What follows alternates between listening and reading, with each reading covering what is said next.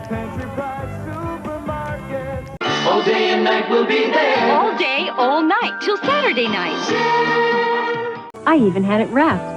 It's good to know I can still find the perfect present at Mvin's today. The 1970s were a golden era for vibrant retail businesses, giving birth to iconic stores that redefined our shopping experiences. Welcome to Days Gone By, as we take a nostalgic journey. Today, we remember 21 stores that were the heart of the 70s and went bankrupt, leaving behind a trail of cherished memories. Also known as Sears, Roebuck & Company, Sears was a famous American chain of department stores founded in 1892 in Chicago, Illinois. Initially, the store was a mail-order catalog, but went on to become one of the largest and most popular department store chains in the U.S. The Sears stores were massive, with several floors filled to the brim with everything you might need: clothes, tools, appliances, toys, electronics, and sporting goods. It was a one-stop shop for families looking for everyday necessities or holiday gifts.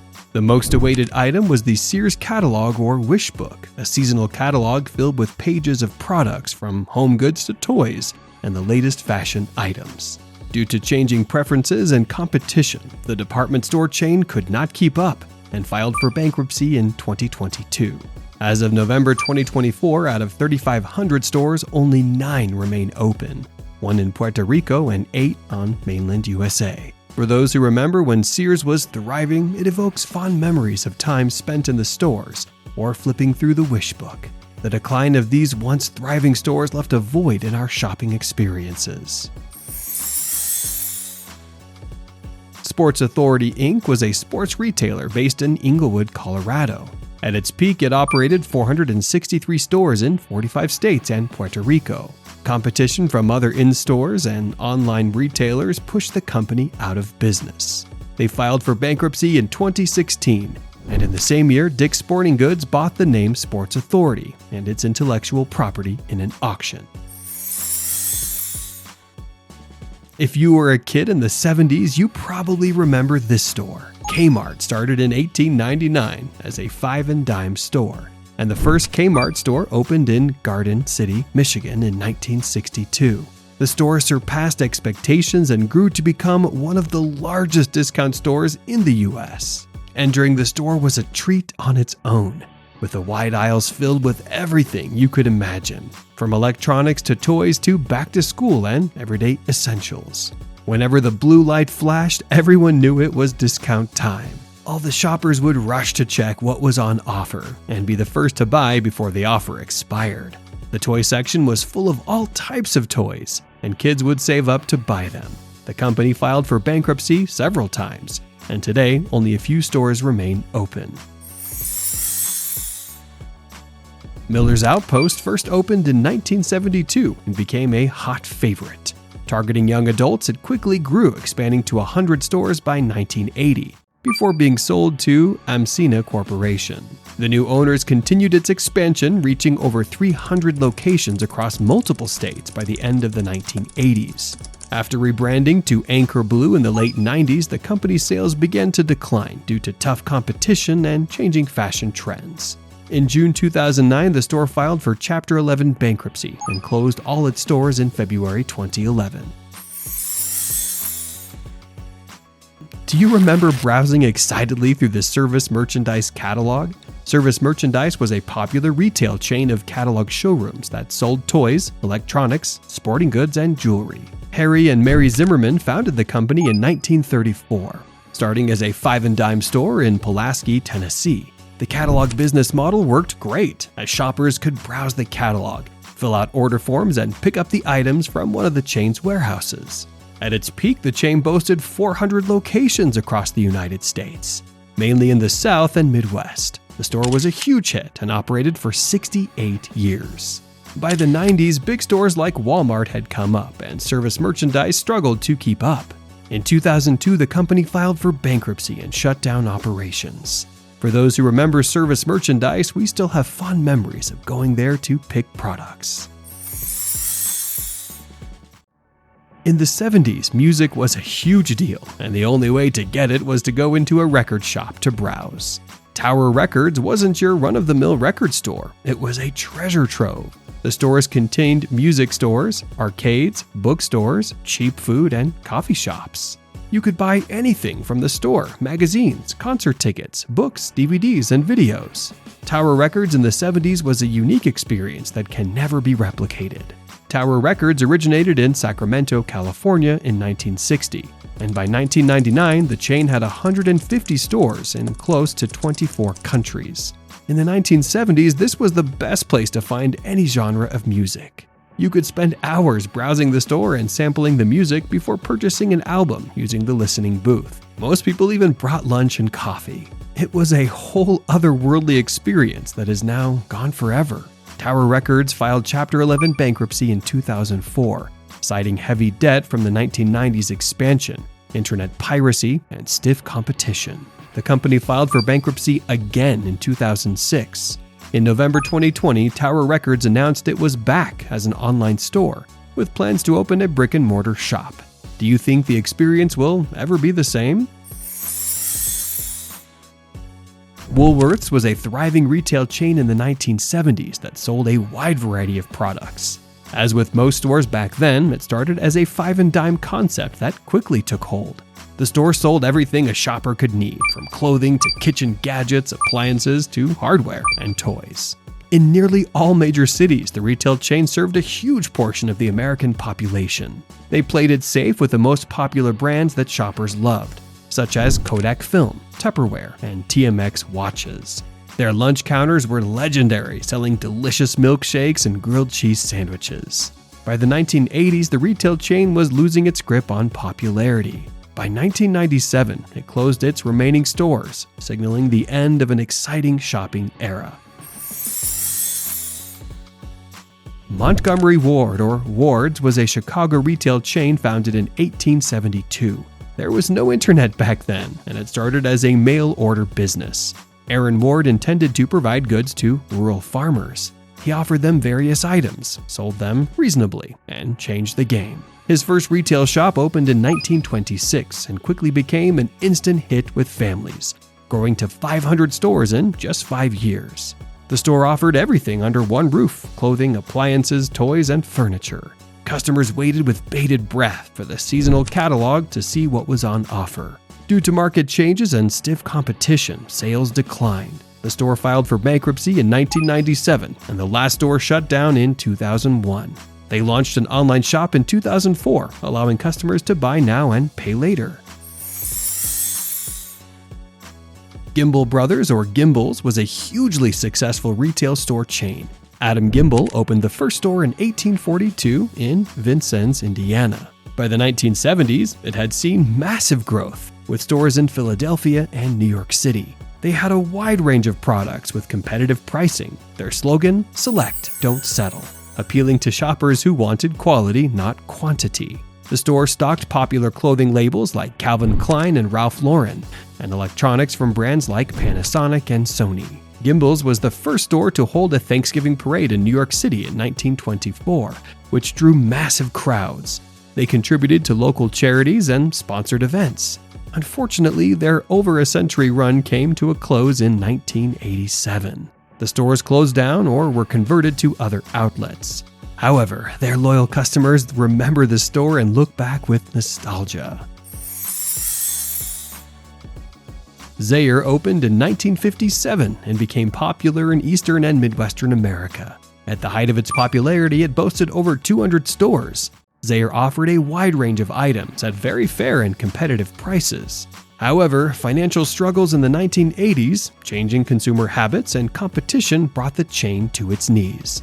They sold off to Ames in 1990 and shut down operations. Ames was a thriving department store in the 70s based in Rocky Hill, Connecticut. The first store opened in Southbridge, Massachusetts in 1958. At one time, it had 700 stores operating in 20 states. At its peak, Ames was the fourth largest discount retailer in the U.S., catering to budget-conscious shoppers seeking quality but affordable goods. Ames sold everything from home appliances to clothes. Their business plan was simple: offer discounts to rural areas in Northeast America. The chain succeeded because it served a primarily rural client base in less competitive markets.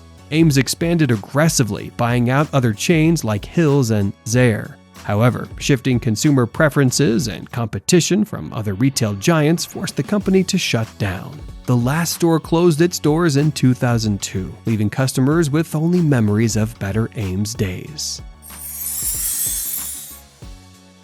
Abram Jacobson opened the first Jacobsons store in 1838 in Reed City, Michigan. The store expanded quickly, and by the 1930s it had spread throughout Michigan and other states like Ohio, Indiana, Kansas, and Kentucky. By 1997, the retail store had 24 outlets focusing on selling home furnishings, clothing, and fine jewelry.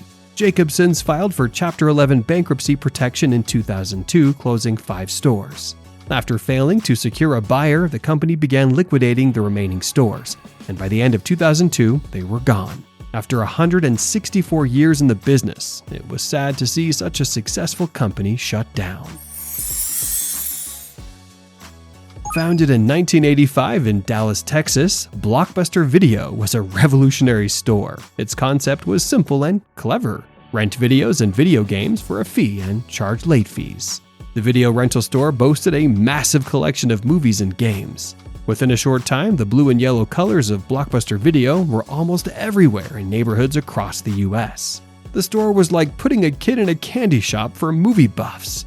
The rows of VHS tapes and later on DVDs were overwhelming. Most families and couples had a movie night tradition, all looking forward to the new releases each week.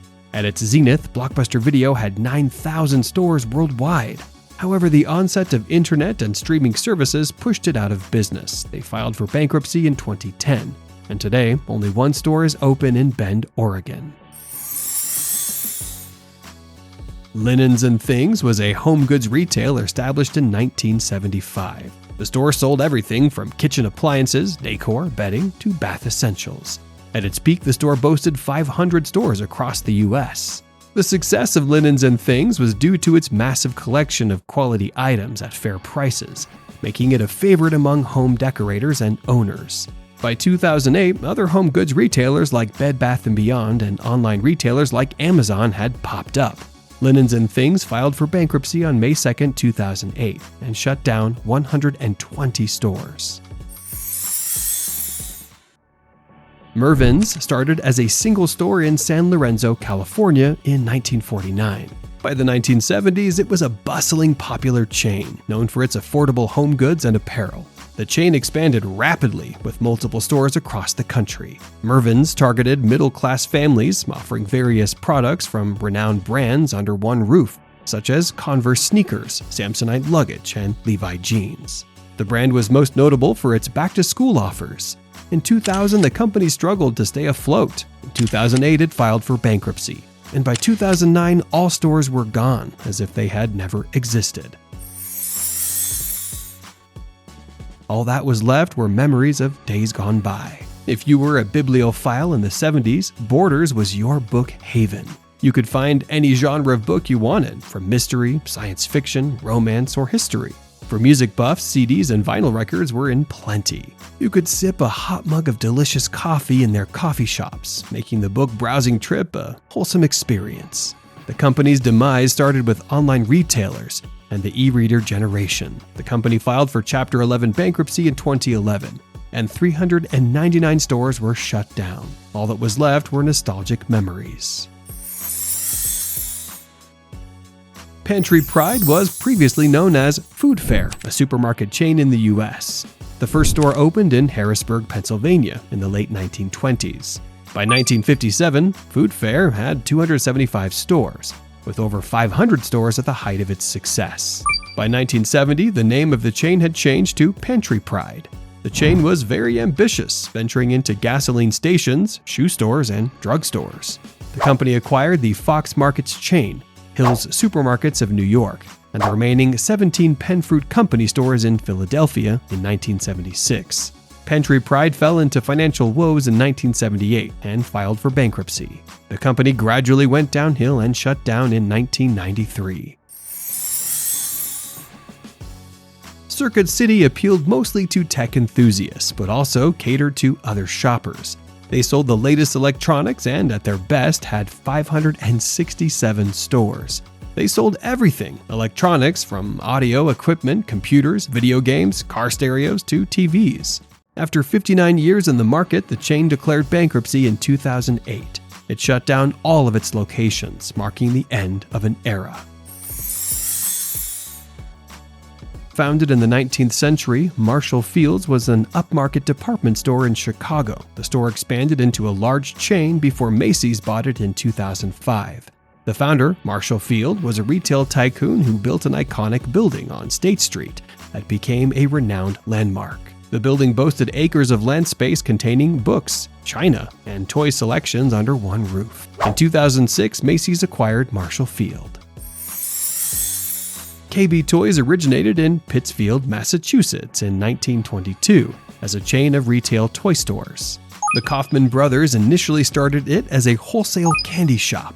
In 1946, they decided to open a wholesale toy store and stopped selling candy. Retail toy sales started in the 1970s under the name KB Toy and Hobby. They had so many stalls that by 1999 they had 1,324 locations in all 50 states.